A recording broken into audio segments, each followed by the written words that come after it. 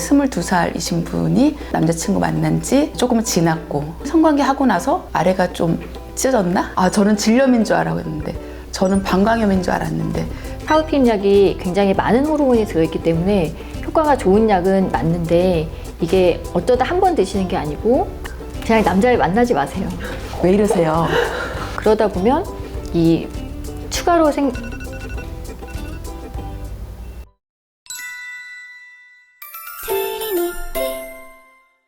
오늘은 연애 성생활을 시작한 젊은 여성들에게 꼭 알려주고 싶은 관리법에 대해서 이야기해 보려고 하는데요. 저는 성인이 된 딸이 남친이 생기고 만난 지 2주쯤 됐을 때 둘이 같이 산부인과에 가서 피임약 처방받고 성교육 받아야 된다고 얘기했었거든요.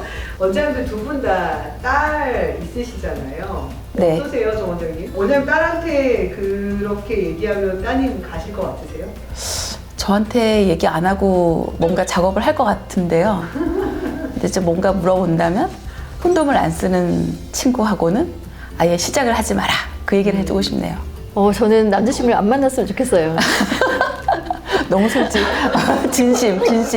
근데 따님 교육을 굉장히 잘하셨어요. 근데 정말 잘하신 게 보통 임신하기 전까지 여성분들이 성생활이 제일 활발하고 그때 산부인과를 제일 많이 가거든요. 실제로 병원에서도 20대 환자분들이 제일 많고요. 보통 무슨 일로 병원에 많이 오나요? 보통 이제 성생활 시작하면서 산부인과에 오게 되는 것 같은데요. 20대 초반, 10대 후반 그렇게 오기 시작하는 것 같아요. 아까 얘기하신 것 같이 뭔가 남친이랑 성관계를 시작하기 전에 피임을 상담받고 그거 되게 이상적인 얘기고 실제 현실에서 그런 일은 생각보다 많지는 않고요. 보통 남자친구랑 이제 성관계 시작하고 나서 평소랑은 다르게 출혈이 있다. 성관계 이후에 통증이 있다. 왠지 나는 이거 방광염인 것 같아. 이렇게 검색해보고 자가진단이 좀 돼서 이거 이상하다 싶으면 약간 겁나서 오시거든요. 심각하지 않다라고 자가진단을 하신 경우에는 좀 병원을 늦게 오게 되는 경우가 있고 그러다 보면은 좀 심각한 경우인데도 놓치게 되는 경우가 있는 것 같아요.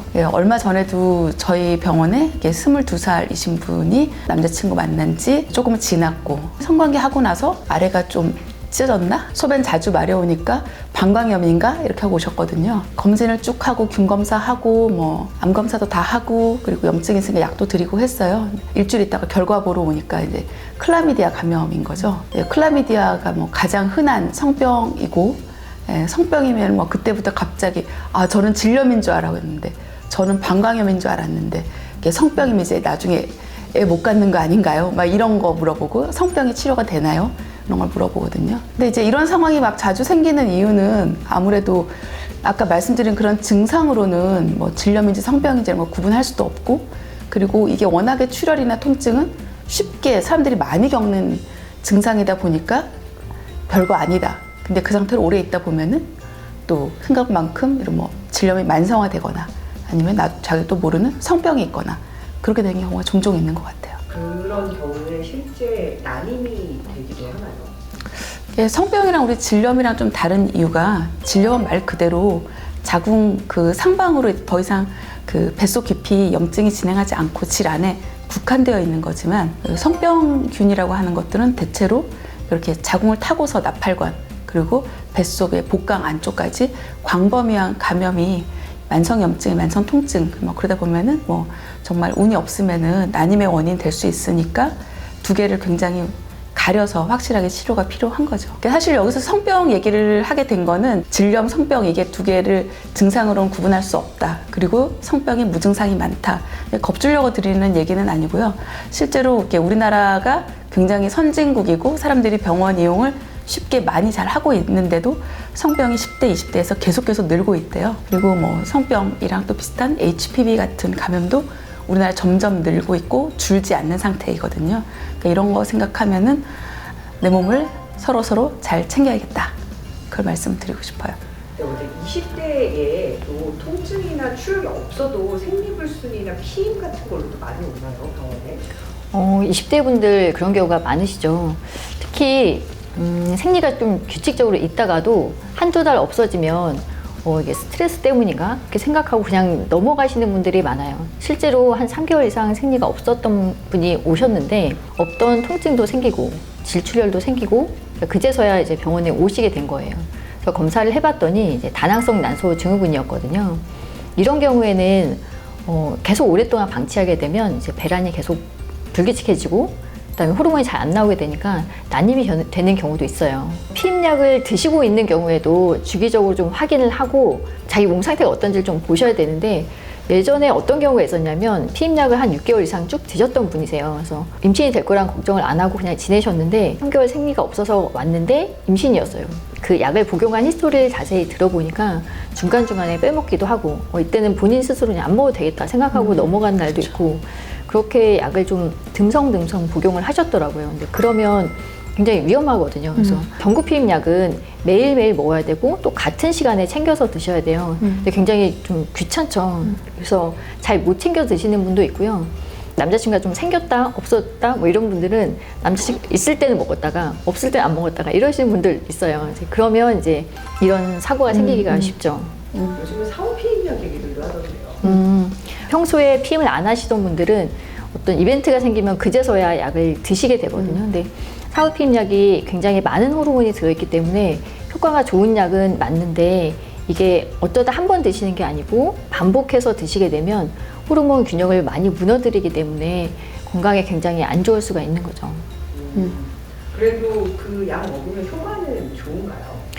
사후 피임약은 효과가 굉장히 좋은 편이에요. 아주 드물게 사후 피임약을 먹어도 피임이 안 돼서 임신해서 오시는 경우가 가끔 있었거든요. 이제 그래서 약을 드시더라도 한 2주 정도 지난 후에는 꼭 임신 테스트를 한번 해보시라고 꼭 권해드리고 있습니다. 경구용 피임약 말고 뭔가 다른 방법을 좀 생각해 볼 수 있을까요?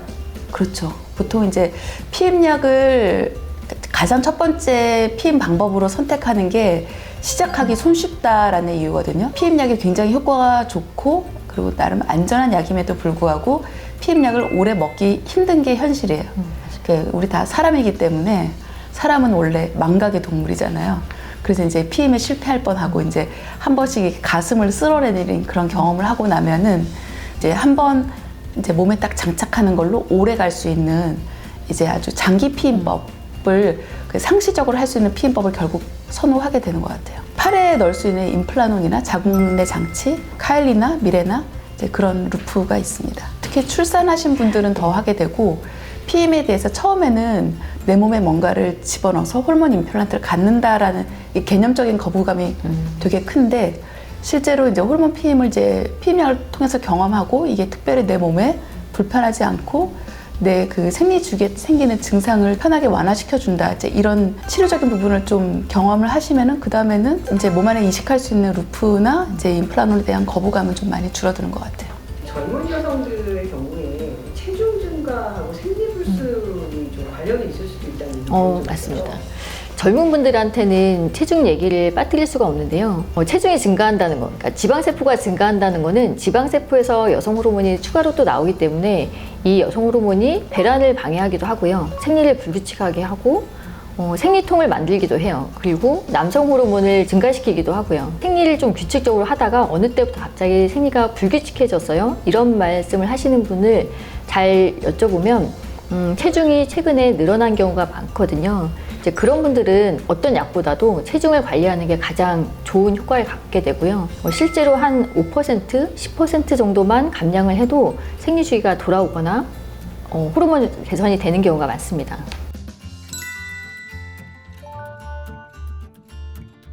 세 가지를 기억하셨으면 좋겠는데요. 여성 검진, 그리고 피임, 그리고 자궁암 백신, 가다실 접종 이 세 가지를 잘 챙기시라 그 말씀을 드리고 싶습니다. 그냥 남자를 만나지 마세요. 왜 이러세요? 영상을 끝까지 시청해 주셔서 감사드립니다. 감사합니다. 체에서 에스트로겐이 나오게 되거든요. 그러다 보면 이 추가로 제 거요. 죄송해요. 9시인가 보다. 선생님 뭔가 시계 맞춰놓고 네, 칸트와 같은 껐어요. 생활을 하고 있는 네네. 거 아니에요? 9시 뭐 하는데, 선생님? 갑자기 사생활이 궁금해지네.